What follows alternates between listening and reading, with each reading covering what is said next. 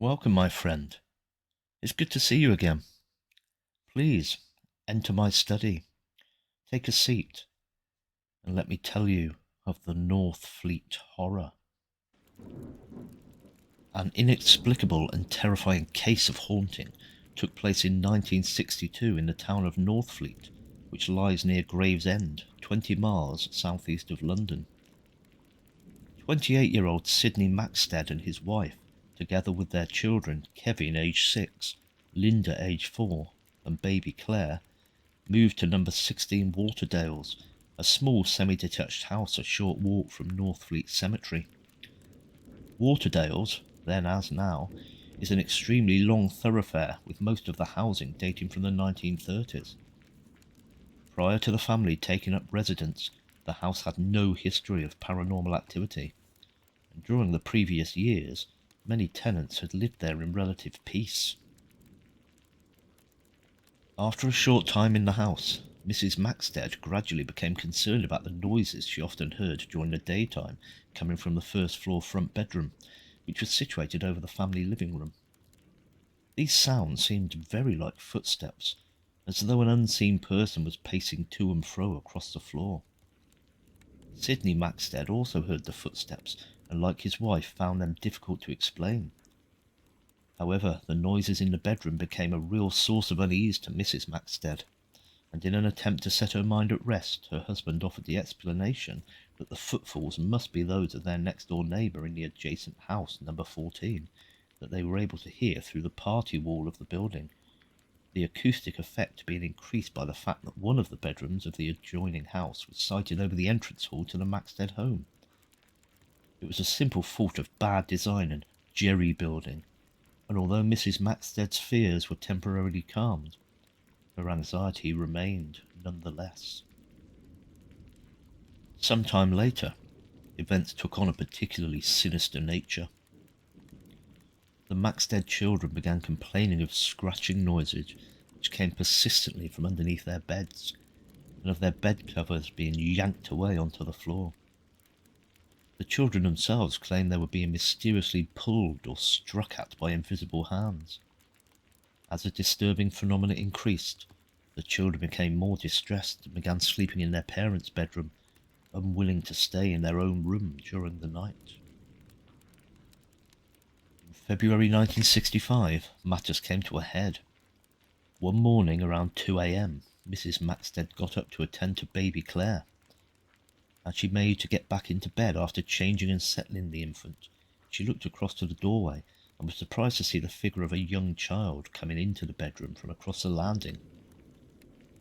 Thinking it was her 4-year-old daughter, she responded automatically and called out, "Linda!" The figure immediately moved across the room and advanced towards her. As it approached, it suddenly began to grow in height, until it had become a tall figure which bent menacingly over the bed.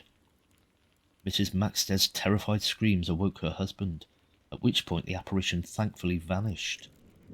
This harrowing experience proved too much for the family, and the next day they gave notice and left the house. The need and desire for affordable council housing was no less important in the mid-1960s than it is today, and, soon after the Maxteds vacated number 16 Waterdales, Northfleet Council allocated the property to 25-year-old Eric Essex, who moved in with his wife Margaret and their infant baby. Mr. Essex had been made aware of the strange occurrences which had taken place within the house. However, his need to provide a comfortable and secure home for his family was paramount, despite the rumours of ghostly happenings. However, it wasn't long before strange things began to take place. One afternoon, Mrs. Essex was sitting with her mother in the living room when they both heard footsteps, together with what sounded like furniture being moved, coming from the bedroom above. They called to Eric, who at the time was in the garden, and all three rushed upstairs, but found no sign of an intruder. All agreed that it would have been impossible for anyone making the noises to have escaped from the house undetected. As well as the footsteps, the following months saw the family plagued with strange smells which came and went mysteriously throughout the entire house.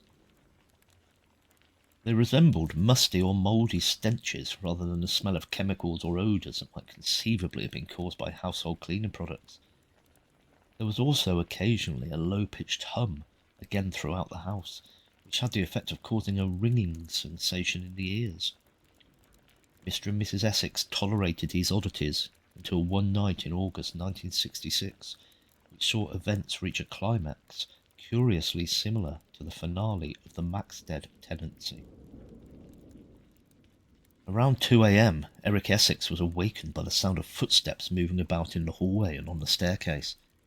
Getting out of bed, he inspected the landing and the rooms below, but found them empty. On returning to bed, he quickly became aware of a whistling sound in his ears. It was then that he realised that the bed was vibrating or shaking, and that one end was being lifted up. Wondering what was happening, he sat up and looked to his side. To his horror, there stood a figure, the form of a woman whose long dress trailed down to the floor. The apparition was glowing with a pinkish-orange luminance, but what made Eric Essex recoil with terror was that from the shoulders upwards, it was completely headless. As with the Maxteds, the Essex family hurriedly vacated the house the next morning, vowing never to return. Eric Essex was later to say that the encounter was absolutely terrifying, and one that he never again wanted to experience. The house now remained empty until another tenant could be allocated the property.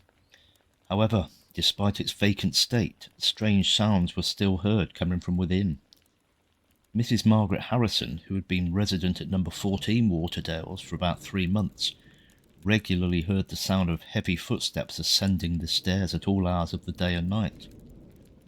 One night when she was alone in the house while her husband was away on business, Mrs. Harrison had the unnerving experience of hearing a heavy booming sound, as if some massive object was thudding or bouncing down the stairs. It seemed whatever was making the noise reached the bottom of the landing and then bounced violently up to the cool ceiling, which was directly above Mrs. Harrison's bedroom. There was a powerful thud under her bed, which then transformed itself into a scraping or scratching sound. The noise seemed to be emanating from across the whole room and into the floor, and grew in volume as if something below was trying to claw its way up into the bedroom.